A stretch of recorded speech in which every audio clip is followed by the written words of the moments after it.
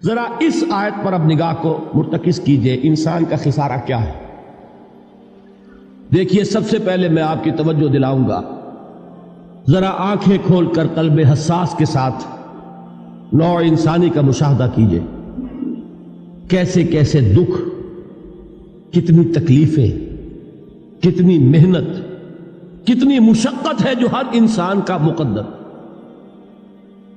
قرآن مجید میں ایک مکمل سورت ہے، سورت البلد، اس میں اللہ تعالیٰ نے متعدد قسمیں کھا کر ایک بات کہی، لا اقسم بہذا البلد وانت حل بہذا البلد ووالد وما ولد لقد خلقنا الانسان فی کبد۔ ہم نے انسان کو مشقت ہی میں پیدا کیا، یہ مشقت ہر انسان کا مقدر ہے۔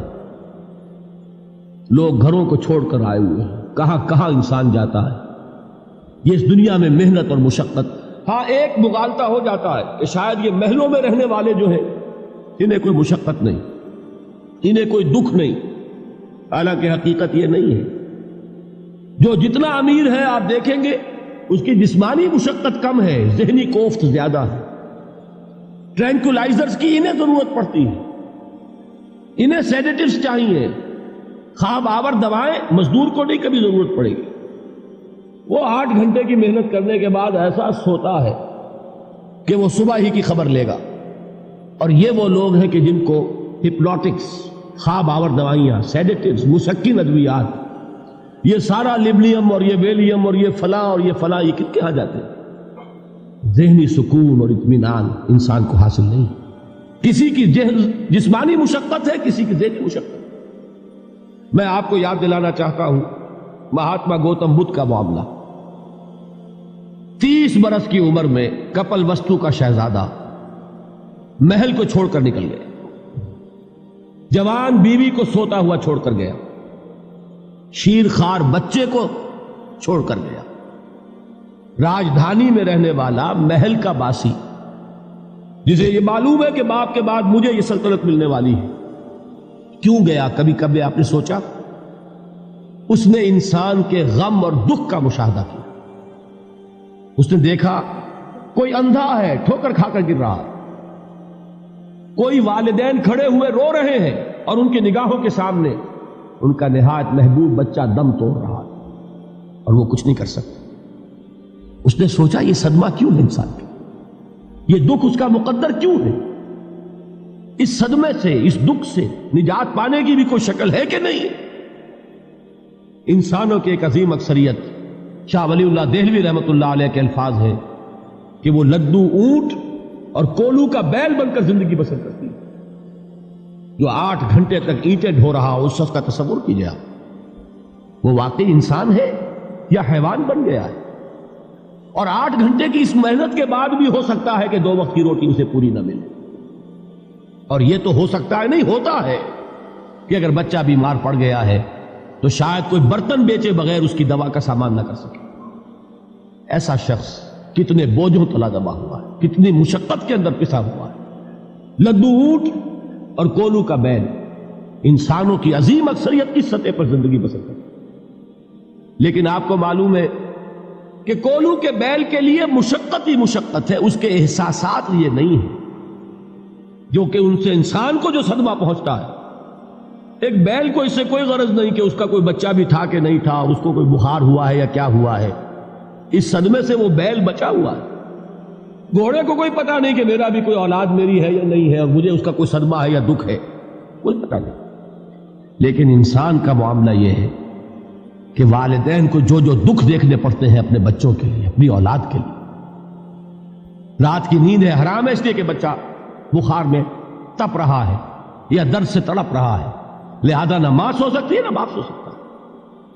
میں نے ایک موقع پر دیکھا، لاہور میں کیروسین آئل، اس زمانے میں ابھی سوئی گیس نہیں آئی تھی، اور اکثر و بیشتر جو ہے یہی مٹی کا تیل جو ہے ایندھن کے طور پر استعمال ہوتا تھا، اس کی شارٹیج ہو گئی تھی۔ تو کئی فرلانگ لمبی قطاریں لگتی تھی ان دکانوں کے باہر، ڈپوں کے باہر، اور ایسے ایسے منظر بھی کہ ایک خاتون برقع پوش، ایک گود میں بچے کو لیے ہوئے، ایک کی انگلی پکڑے ہوئے، بوتل ہاتھ میں لیے ہوئے تیل کے لیے، اور کئی گھنٹے کھڑی ہے دکان۔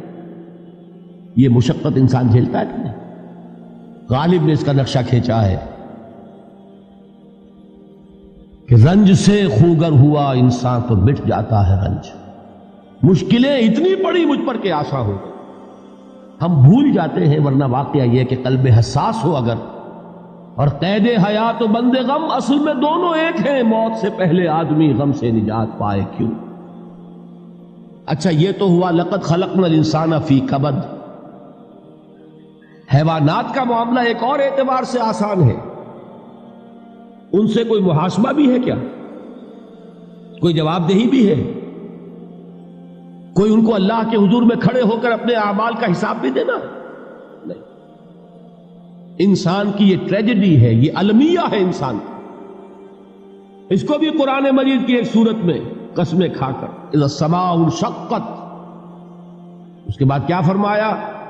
یا ایھا الانسان انک کادح الی ربک کدحا فملاقیہ. اے انسان، تیرا المیہ، تیری ٹریجڈی اس سے کہیں بڑھ کر ہے. تجھے صدمے پر صدمے جھیلتے ہوئے، مشقت پر مشقت برداشت کرتے ہوئے ایک روز اپنے رب کے حضور میں بھی کھڑا ہوگا، جواب دہی بھی کرنی. اس دن کے حساب سے، اس دن کے احساس سے جو بڑے بڑے ہماری امت کے عظیم جو گلے سرسبد ہیں، ان کا یہ حال آپ نے پڑھا ہوگا. حضرت ابوبکر صدیق رضی اللہ تعالی عنہ وہ ایک عجیب کیف کے عالم میں فرمایا کرتے تھے، کاش میں درختوں پر چہچہاتی ہوئی چڑیا ہوتا جس سے حساب کتاب نہیں ہو. کاش کہ میں گھاس کا تنکا ہوتا جو آج ہے اور کل آگ میں جلا دیا جاتا، ختم ہو جاتا، اس سے محاسبہ کوئی نہیں. وہ جس کے احساس سے کہ حضرت عمر جو ہے اپنے انتقال کے وقت سخت بے چین تھے. ان کے بیٹے حضرت عبداللہ ابن عمر رضی اللہ تعالی عنہما نے ان کا سر جو ہے وہ اپنے زانوں پر رکھ لیا تو کہا نیچے ڈال دو. ایک عجیب بے کلی اور بے چینی. انہوں نے کہا ابا جان آپ کیوں پریشان ہیں؟ آپ تو عشرہ مبشرہ میں سے ہیں. آپ کو تو اللہ تعالیٰ نے جنت کی بشارت حضور کے ذریعے سے اس دنیا میں دی. حضرت عمر فرماتے ہیں کہ خدا کی قسم اگر قیامت کے دن عمر برابر سرابر پر چھوٹ گیا تو بہت بڑی کامیابی تصور. یہ احساس جن کو ہوتا ہے. حضرت علی کا حال کیا ہوتا ہے؟ ابھی جو آپ نے حافظ صاحب سے سنا، یہ حضرت علی کا معاملہ ہے کہ ایک تیر پیوست ہو گیا تھا، کسی طرح نکل نہیں رہا تھا. حضرت علی نے فرمایا کہ اچھا چھوڑو مجھے، میں نماز کی نیت باندھتا ہوں. نماز کی نیت پڑھتے تھے تو لرزتے تھے، کانپتے تھے. کس کے سامنے کھڑا ہوں اور کس کے سامنے مجھے ایک دن جواب دہی کے لیے کھڑا ہونا ہوگا. لن تزولا قدم ابن آدم، حضور نے خبر دی ہے ابن آدم کے قدم ہل نہیں سکیں گے. جیسے مجرم کھڑا ہوتا ہے کٹہرے کے اندر، اس کٹہرے میں سے ہل نہیں سکو گے حتی یسأل عن خمس، جب تک کہ 5 چیزوں کا حساب نہ لے لیا جائے. وہ 5 چیزیں کیا ہیں؟ کان کھول کر سنیے.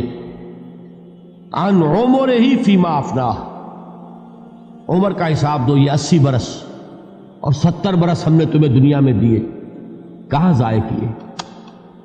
وعن شبابہ فیما ابلاہ، اور خاص طور پر جوانی کا دور، امنگوں کے دن، ولولے ہوتے ہیں، قوت ہوتی ہے، توانائی ہوتی ہے، آدمی چلتے ہوئے زمین پر پاؤں مارتا ہے، قوت جو ہے وہ اپنا اظہار چاہتی ہے. یہ جوانی کہاں گلائی؟ حساب دو، ایک ایک لمحے کا حساب دو.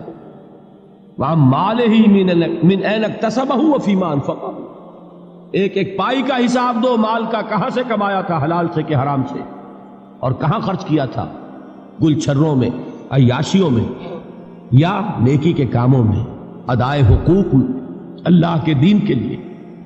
4 سوال ہو گئے.